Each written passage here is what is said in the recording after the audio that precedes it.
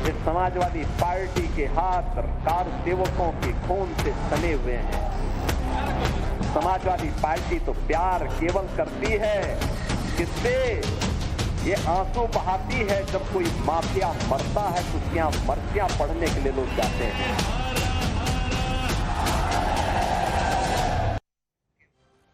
तो एक तरफ दिल्ली का विधानसभा चुनाव और दूसरी तरफ अयोध्या की मिल्कीपुर विधानसभा सीट पर उपचुनाव, दोनों में बराबर का करंट दिख रहा है। देश में जितनी चर्चा 70 विधानसभा सीटों वाले दिल्ली के चुनाव को लेकर हो रही है, उतनी चर्चा अकेले यूपी के इस एक विधानसभा सीट के चुनाव की है। और हो भी क्यों नहीं, अयोध्या की सीट पर साख की लड़ाई जो है, प्रतिष्ठा की लड़ाई बनी हुई है सीट। और सबसे अहम, ये लड़ाई रामनगरी में छिड़ी हुई है, जिसका पहला राउंड अखिलेश यादव जीत चुके हैं। लोकसभा चुनाव में अयोध्या सीट समाजवादी पार्टी के पाले में गई थी। अब अयोध्या में एक तरीके से सेकंड राउंड की लड़ाई हो रही है और अयोध्या की मिल्कीपुर सीट को अपने नाम करने के लिए मुख्यमंत्री योगी आदित्यनाथ ने पूरी ताकत झोंक रखी है। और अखिलेश यादव भी पीछे हटने के मूड में बिल्कुल नहीं, इसीलिए दनादन पोस्ट फायर कर रहे हैं। आज अखिलेश ने सुबह सुबह पहले अयोध्या का मसला उठाया, जहां ये मिल्कीपुर सीट आती है। अखिलेश ने लिखा कि जो पीडीए समाज संख्या में 90% है, अयोध्या में प्रशासनिक नियुक्तियों में उस पर पीडीए समाज की हिस्सेदारी केवल 20% है और जिनकी संख्या 10% है, उनको प्रशासनिक पदों पर 80% नियुक्तियां मिली हुई है। अखिलेश ने अपने इस दावे के साथ एक ग्राफ भी जारी किया, जिसमें टोटल पोस्टिंग 13 और पीडीए के ही 3 अधिकारियों की पोस्टिंग होने का दावा किया। इसके फौरन बाद अखिलेश यादव ने अयोध्या से बढ़कर मथुरा का रुख किया और राम जन्मभूमि से सीधे कृष्ण जन्मभूमि पहुंचे। कल योगी आदित्यनाथ ने दिल्ली में चुनाव प्रचार के दौरान आम आदमी पार्टी के मुखिया अरविंद केजरीवाल को यमुना में डुबकी लगाने का चैलेंज दिया था। आज अखिलेश यादव ने वही चैलेंज योगी को दे दिया कि वो मथुरा जाकर यमुना जी में आचमन करके दिखाएं। योगी ने केजरीवाल पर यमुना को गंदा करने का आरोप लगाया तो अखिलेश ने योगी को ही कटघरे में खड़ा कर दिया। कृष्ण जन्मभूमि में यमुना की हालत को लेकर अखिलेश के दावे की पड़ताल मैं आगे करूंगा। पहले राम जन्मभूमि अयोध्या को लेकर अखिलेश यादव के दावे की सच्चाई जरा समझ लीजिए। तो अखिलेश यादव को पहला जवाब तो सीएम योगी ने राम जन्मभूमि अयोध्या पहुंचकर दे दिया। योगी आज मिल्कीपुर के चुनाव प्रचार के लिए गए थे और वहां उन्होंने अखिलेश यादव के एजेंडे को जातिवादी करार दिया। और क्या कहा योगी ने इस सिलसिले में, जरा एक बार सुनिए उनको। एकता के मार्ग में सबसे बड़ी चुनौती है जातिवाद, सबसे बड़ी चुनौती है परिवारवाद, आपके विकास में बाधा है ये बांटने की राजनीति, आपकी आस्था के साथ खिलवाड़ है परिवारवाद की राजनीति और जातिवाद की राजनीति। ये जातिवाद की राजनीति वे लोग कर रहे हैं, ये परिवारवाद की राजनीति वे लोग कर रहे हैं जिन्होंने केवल और केवल अपने परिवार की चिंता की, जनता जनार्दन की चिंता नहीं की। किसी दलित, किसी वंचित, किसी पिछड़ी जाति के व्यक्ति का, किसी का भी इन्होंने कभी उत्थान नहीं किया। तो अखिलेश यादव की पीडीए पॉलिटिक्स को योगी आदित्यनाथ जातिवादी एजेंडा करार दे रहे हैं और आज भी उन्होंने यही कहा।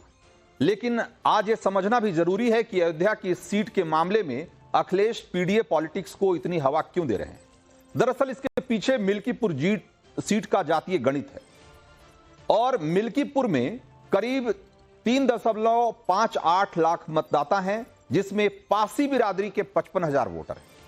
मुस्लिम 30,000 हैं, यादव 55,000, ब्राह्मण 60,000, क्षत्रिय और बैश्य मिलाकर 45,000 और अन्य जातियों में 20,000 कोरी हैं, 18,000 चौरसिया, पाल और मौर्य वोटर्स हैं। इस तरह से एक तरीके से इस कंस्टिट्यूएंसी का प्रोफाइल है।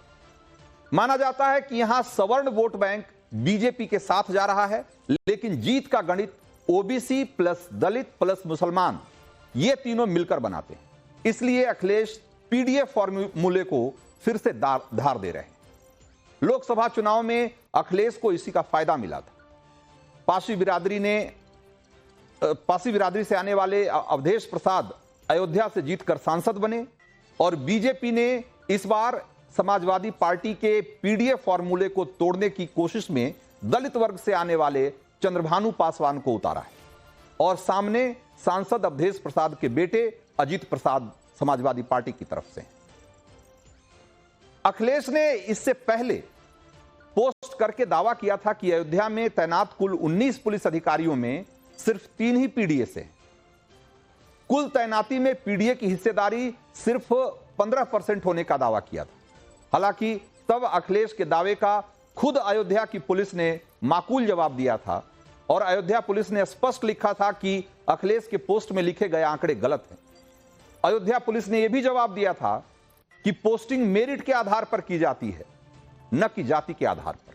और लगे हाथ अयोध्या पुलिस ने यह चेतावनी भी दी थी कि कृपया भ्रम न फैलाएं। लेकिन अखिलेश पुलिस के बाद अब प्रशासनिक अधिकारियों की जातीय जनगणना पर लग गए। लेकिन अब तक ये कहीं नहीं बताया कि उनके ग्राफ का आधार क्या है और वो अपनी इस लिस्ट में अयोध्या के किन किन अफसरों को शामिल कर रहे हैं।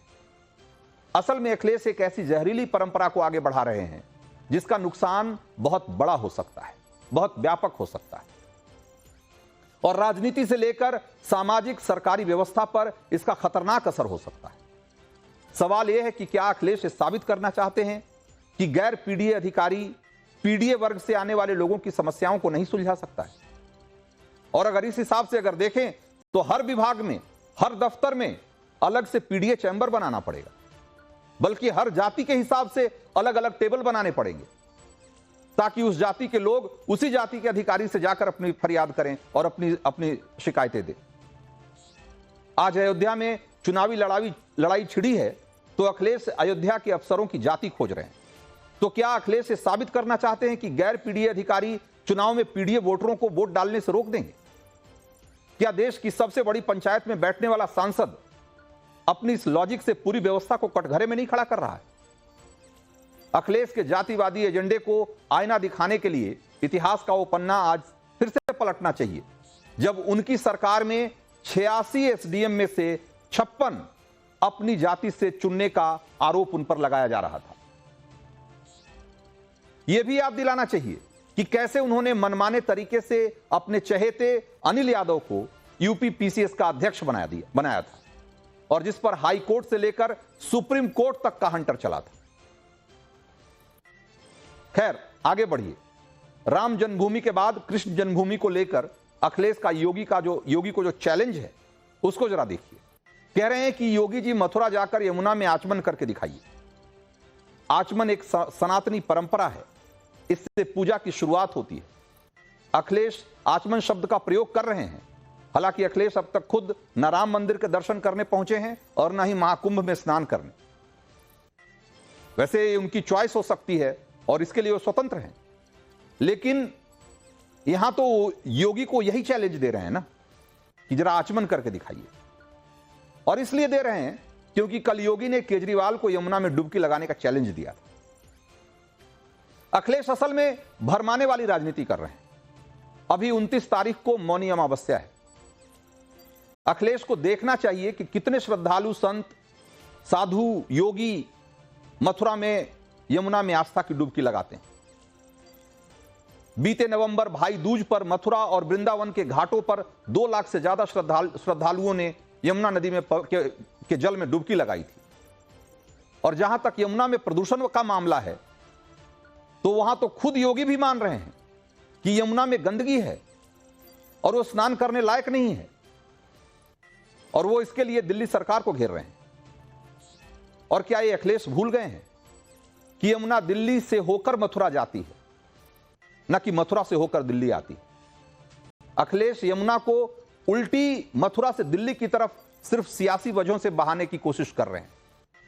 और जहां तक यमुना की सफाई की बात है तो अक्टूबर 2021 तक मोदी सरकार ने 23 प्रोजेक्ट पर कुल 1672 करोड़ रुपए खर्च किए हैं, जिसमें यूपी के अंदर मथुरा से लेकर फिरोजाबाद तक चल रहे प्रोजेक्ट की पूरी फंडिंग केंद्र सरकार ने अपनी तरफ से की, जबकि दिल्ली में केंद्र और राज्य दोनों की जिम्मेदारी है। और हकीकत यह है कि देश की राजधानी दिल्ली से होकर 20 किलोमीटर की दूरी में गुजरने के दौरान यमुना नदी सबसे ज्यादा गंदी होती है। यमुना की लंबाई 1400 किलोमीटर है और उस हिसाब से सिर्फ इसका 2% हिस्सा दिल्ली में गुजरता है, दिल्ली से होकर गुजरता है। दिल्ली में यमुना वजीराबाद में एंटर करती है और ओखला के बाद यूपी में उसकी एंट्री हो जाती है। लेकिन इसी इलाके में यमुना में 76% प्रदूषण बढ़ जाता है और इसी 2% हिस्से में 76% पॉल्यूशन होता है यमुना में। दिल्ली में 18 नाले भारी मात्रा में राजधानी के गंदे पानी को यमुना में छोड़ते हैं। अखिलेश को याद हो ना हो, आज जब वो यमुना की बात उठा रहे हैं तो उन्हें एक कहानी याद उनके स्मरण में होनी चाहिए।